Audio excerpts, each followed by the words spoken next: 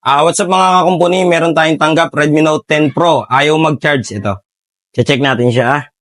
Yan. Ito, ayaw siyang mag-charge. Pero upon checking ko kasi, ayan, lagi natin ginagawa. Baka may libre to, sir, ah. Di ba siningil kita? Try lang natin to. Baka mamaya may lumabas, eh. Hindi kasi, ayan, oh. Lapit ko. Oh, no, no, no, no. Kita to. Wala ko ng ano, sir, oh. Langot.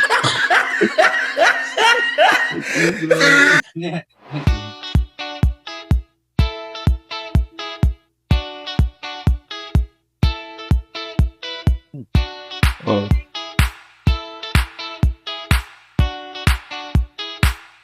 Sobrang tagal na siguro nito, sir.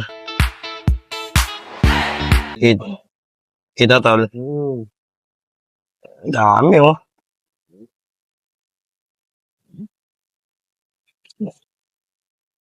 Tingnan natin yan. Ayan na, nag-charge na, oh. Konti pa, hindi pa masyadong ano eh.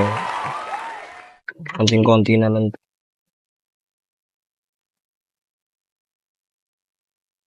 Yun. Yun. Ayan na, sir, oh.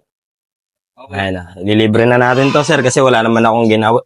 Wala naman akong ginawa. Tinanggal ko lang bara. Ayan, sir. Naka-menos pa, no?